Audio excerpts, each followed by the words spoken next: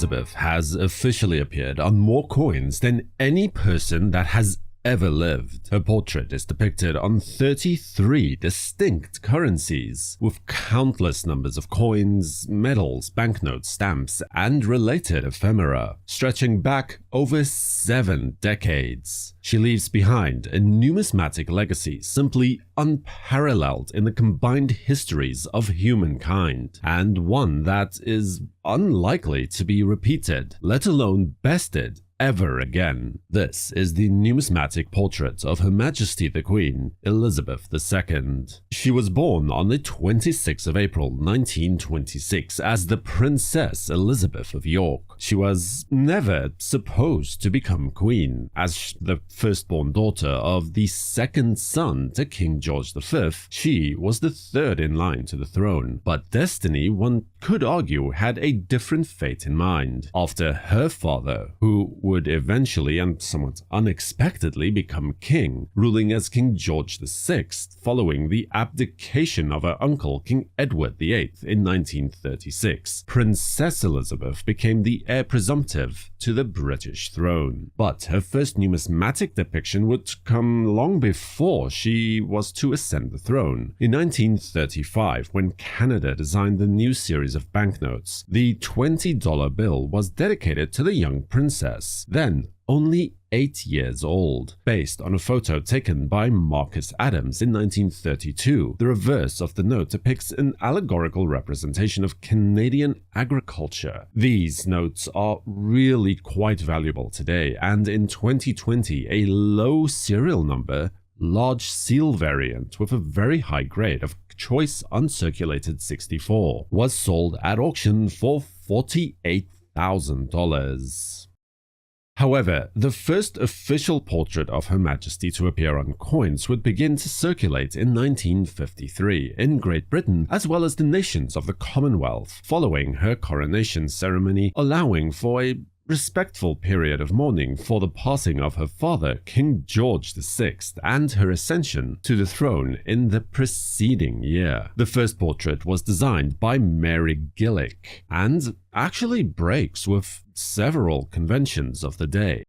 Gillick believed that the legend or inscription should form an intrinsic part of the overall design and was not merely to be treated as an afterthought. As a result, there is no break in the legend on this coin, and the letters are significantly larger when compared to coins from the preceding decades. This feature would be minimalized in later years on coins such as the 1965 Winston Churchill commemorative crown, for instance, but remains present on the circulating coins nonetheless. The elegant serpentine truncation in the neckline is also abandoned for a more circular truncation that includes the Queen's shoulders on the design as well. The last time that this was done on a circulating coin was with the so-called old head coins of her great-great-grandmother Queen Victoria, more than 50 years prior. The young queen is also depicted uncrowned, with a Laureate bust, somewhat reminiscent of the young Victoria head design. Once again, perhaps Mary Gillick drew inspiration from the last reigning queen's iconography for this portrait. One thing is certain, however, when studying Mary Gillick's body of work though, that her preferred style was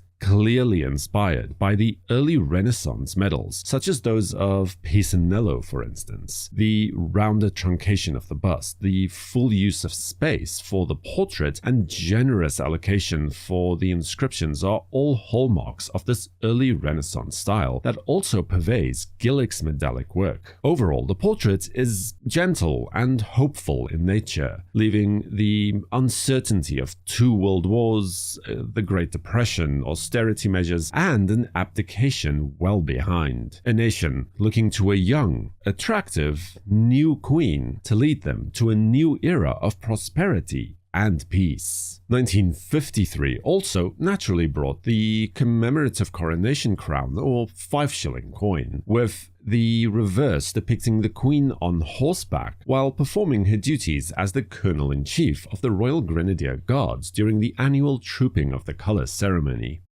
The obverse of the coin depicts the national regalia of the United Kingdom encircling the royal Tudor crown. This echoes Her Majesty's insistence that the national flowers of the nations of the Commonwealth be embroidered on her coronation gown. The English Tudor rose, Scottish thistle, Welsh leek, Irish shamrock, the Canadian maple leaf, Australian wattle, the New Zealand silver fern, South African protea, lotus flowers for India and Ceylon, and Pakistan's wheat, cotton, and jute were all expertly embroidered. Again, drawing a parallel between Queen Elizabeth II and Queen Victoria, where the same elements were expertly incorporated into the design of Victoria's dress on the Gothic crown by master engraver William Wyon nearly a century prior. The similarities between this and the historical Bacton altar cloth are rather astounding, although I am sure entirely unintentional. The Bacta altar cloth is a piece of fabric surviving from the 16th century, believed to have belonged to Queen Elizabeth I, lavishly embroidered and bearing a striking resemblance to the bodice that Elizabeth I is seen wearing in the famous rainbow portrait. But back to the coin and the Coronation Crown specifically. The regular issue coins are actually fairly common and can be had for a few quid at most coin shops or even online, and I'd say anywhere from $5 to $15 or perhaps even $20, depending on the grade of the coin, is a fair price in today's market. Purely as an example, in 2018, a coin with the grade of MS65 was offered at auction and managed to achieve $53 at auction's close. There are, however, exceptions. There was, for instance, a rare proof coin issued for the same design, and in 2021, one of these was sold at auction, housed in an NGC slab with the grade of proof 68 Ultra Cameo to close at auction for $8,400. And even rarer still is a matte proof coin. The exact mintage of this piece is unknown, but it is assumed to be fewer than a dozen coins based on market availability, or rather lack thereof. In 2018, a coin like this was brought to auction, graded by PCGS as proof 65, when it sold for $14,400 at auction. The official coronation medal, meanwhile, portrays a vastly different depiction of the Queen, significantly more formal in appearance. Instead, here she is seen crowned in a high-collared cloak and wearing the collar of the Order of the Garter and badge of the Order of the Bath, with a crowned royal cipher of the Queen dominating the reverse design. Now, naturally, there are also a slew of privately issued medals for the coronation, although the number and variety pale in comparison to some of the issues of her ancestors, with designs that vary quite widely from one to another, as one might expect. As these are not official Royal Mint issues, I won't go into too great a detail concerning these, but if that's something that you might want to see, then let me know in the comments section and I could do a dedicated video about those if you'd like. In 1977, Britain celebrated Queen Elizabeth II's Silver Jubilee. In her 25 years on the throne, a lot has changed. From a numismatic perspective, the most notable would surely have to be decimalization, switching from the older and certainly more complicated imperial system of pounds, shillings, and pennies to the more efficient metric system of 100 pence to a pound. And with new coins, of course, comes a new portrait as well, this time designed by Arnold Machin, and depicts the Queen wearing the Girls of Great Britain and Ireland tiara. This portrait, first introduced in Great Britain in 1968, is also referred to as the Young Bust portrait, although several design options were presented for consideration, most of which are subtle variations on the same overall type. In 2001, an obverse patent trial of this design with with a uniface matte finish reverse and a milled edge, was sold at auction by Christie's for £1,058, which comes to around $1,200 at that time. Featured on all circulating coins, and in 1972 also on the special commemorative crown-sized silver wedding anniversary piece, celebrating 25 years since Elizabeth and Prince Philip were married in 1947. The reverse was a rather simple crowned monogram of the royal couple, EP, Elizabeth and Philip, with a small cupid in between, symbolizing their romance. The silver Jubilee crown again depicts a variation of the equestrian portrait of Her Majesty as she inspects the guard at the annual trooping of the colour. The reverse displays the oldest and most sacred of the coronation regalia, the ampulla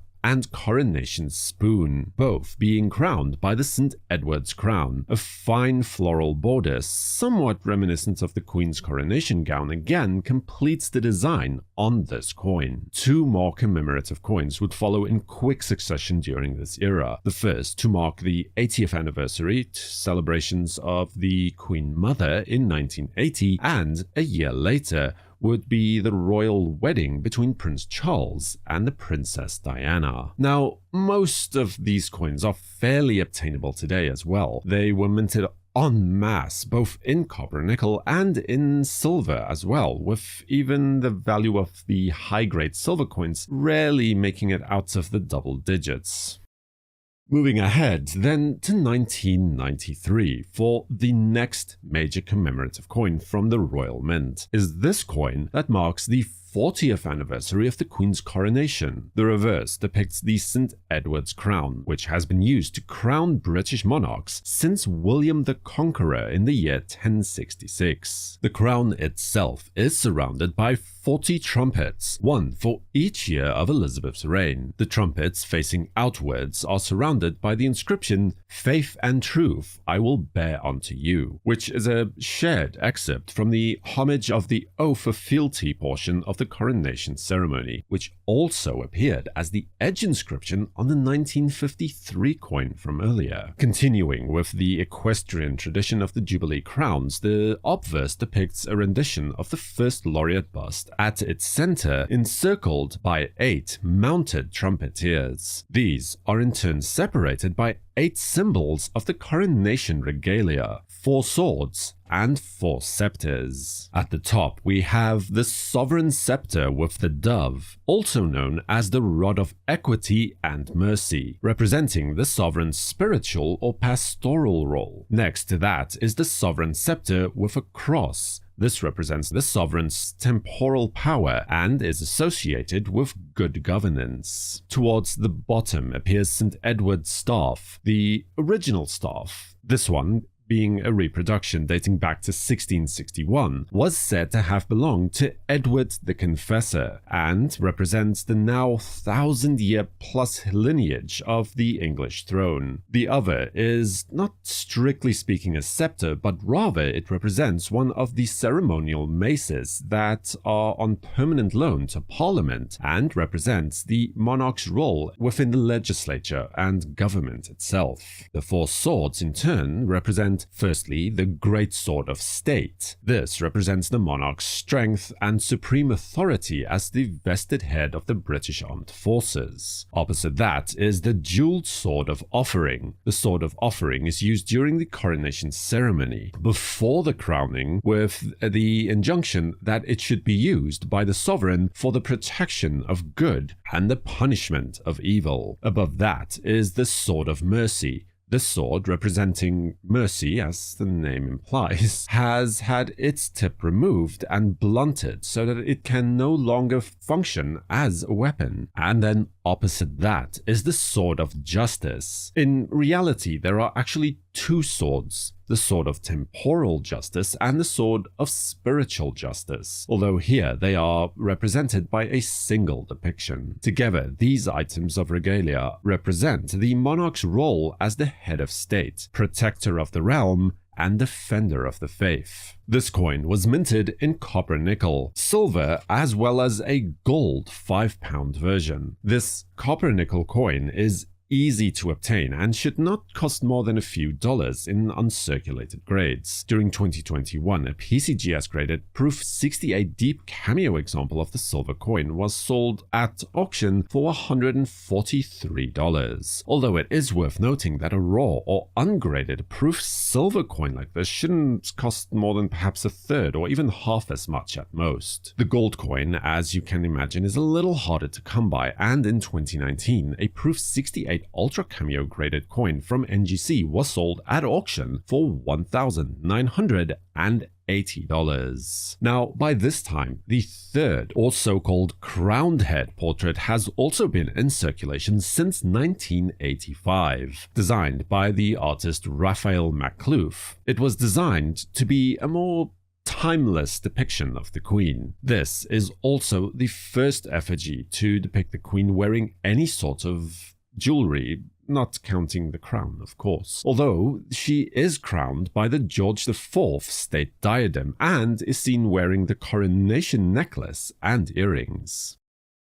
2002 marked 50 years since Queen Elizabeth II's ascension, and for the first time since 1977, an official Jubilee was celebrated. By the time the Golden Jubilee came around, the fourth official portrait had also now been in circulation for about 4 years already. The portrait was a somewhat stark departure from the previous incarnations. It no longer idealizes Her Majesty, but instead realistically depicts the Queen as a now 70-something-year-old monarch, while still maintaining her regal dignity. The designer Ian Rank Broadley himself explains his choice of realism over idealism. In his own words, he felt that there was simply no need to disguise the matureness of the Queen's years. She is a 70-year-old woman with poise and bearing. The portrait has relatively few trappings overall, with the Queen simply wearing the Girls of Great Britain and Ireland tiara, along with a set of diamond and pearl drop earrings that were a sentimental favorite as they were a gift to Queen Elizabeth from her beloved grandmother, Queen Mary, as a wedding gift in 1947. She would often be seen wearing these along with a 3-strand pearl necklace gifted to her by her late father, King George VI.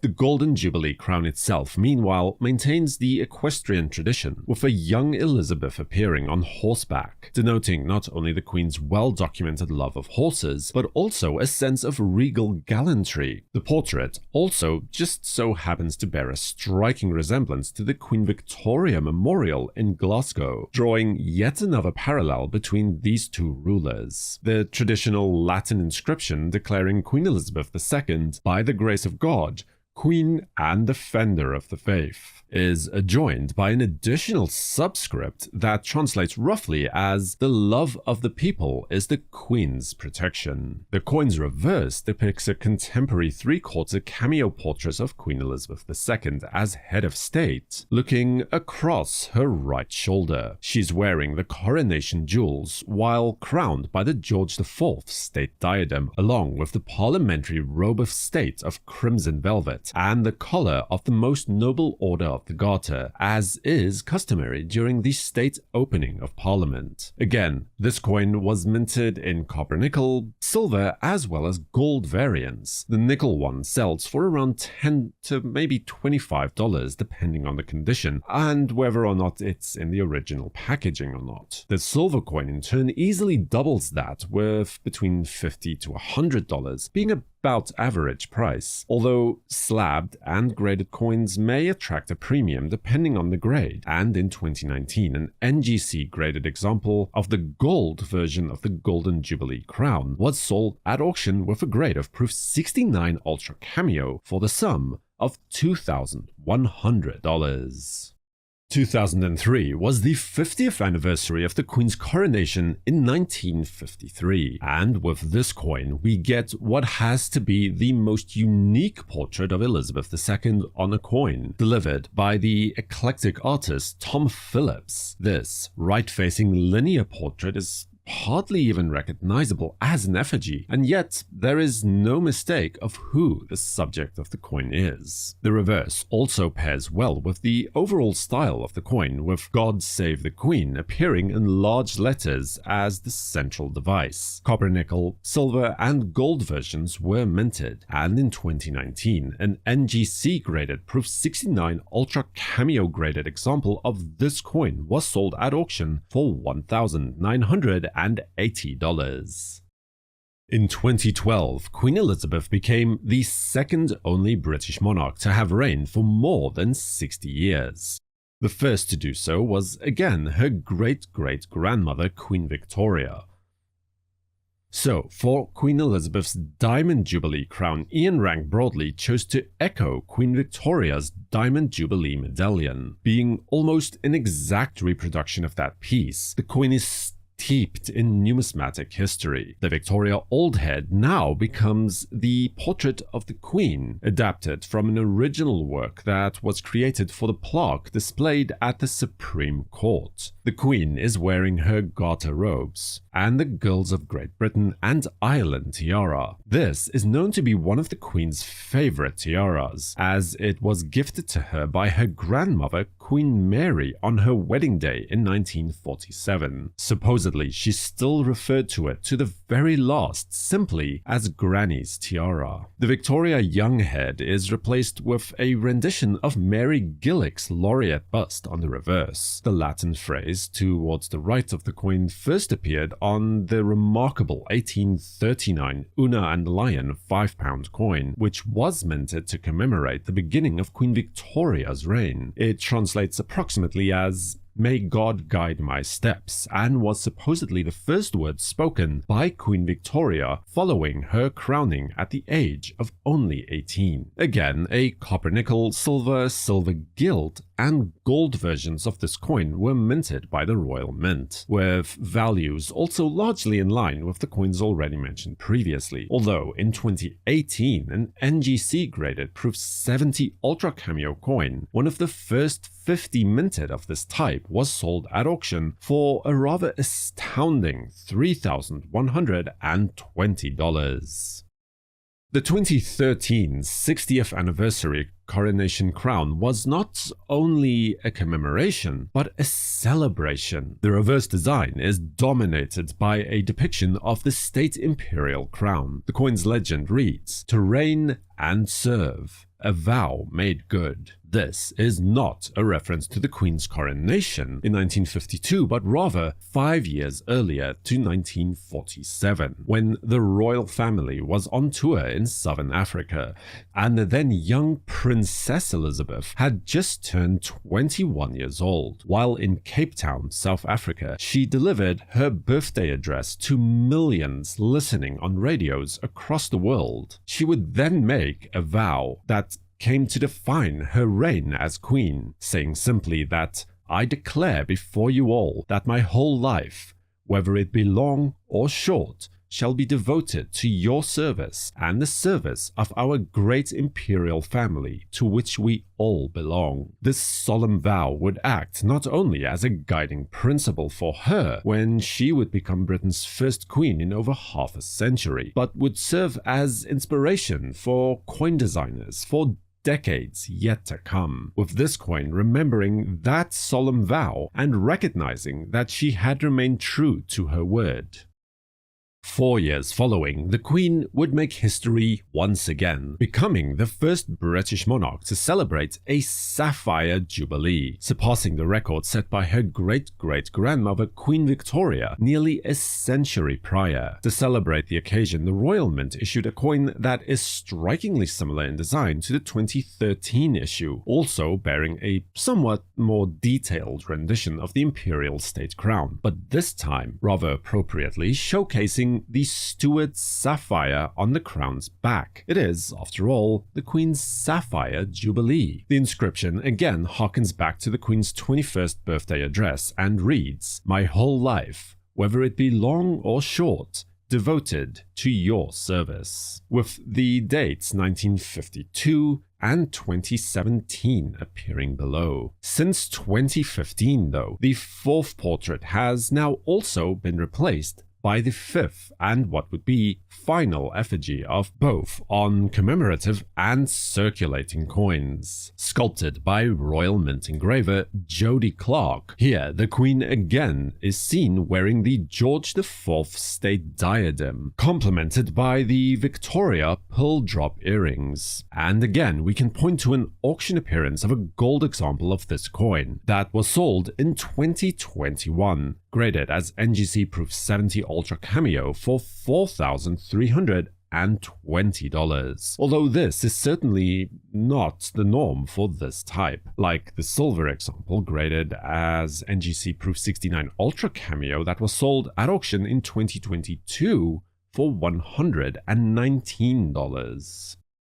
The 65th or Sapphire anniversary of the 1953 Coronation coin was designed by the Bishop Gregory Cameron, best known for designing the last round pound coin from 2016 that features the heraldic beasts of the United Kingdom, the English lion, Scottish unicorn, the stag of Northern Ireland, and the Welsh dragon, vaguely echoing the circulating coins of the day that together form the national coat of arms when combined. It features a modern representation of the Queen's royal portrait. The commemorative coin, meantime, features a modern representation of the Queen's royal coat of arms, flanked by an olive and oak branch at either side. Crowned by Queen Elizabeth's personal royal cipher, this shield is divided into 4 sectors, with England represented by the armorial of Plantagenet, the Stuart rampant lion representing Scotland, and of course the Irish Celtic harp.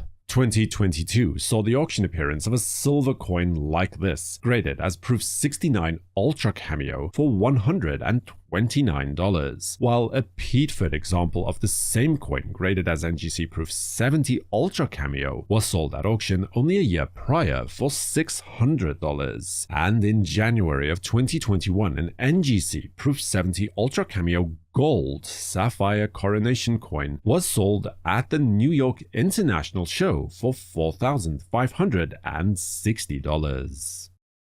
In 2022, Queen Elizabeth would come to celebrate 70 years as ruling monarch, the first British king or queen to ever achieve a platinum jubilee. For this coin, the Royal Mint chose to go with a variation of the same theme as the Sapphire anniversary coin, the Queen's royal coat of arms surrounded by the motto of the Most Noble Order of the Garter, written in the original Anglo-Norman, which translates as roughly "Shame on him who thinks evil of it." The design of the coin strongly reminds me of the 1831 crown of William IV. The reverse image echoes the same equestrian portrait of Queen Elizabeth we have come to see throughout the various Jubilee coins, only this time with the addition of the royal garter encircling this image. And given what a momentous occasion a platinum Jubilee truly is, the Mint has also opted to release a circulating commemorative 50p coin to mark the event.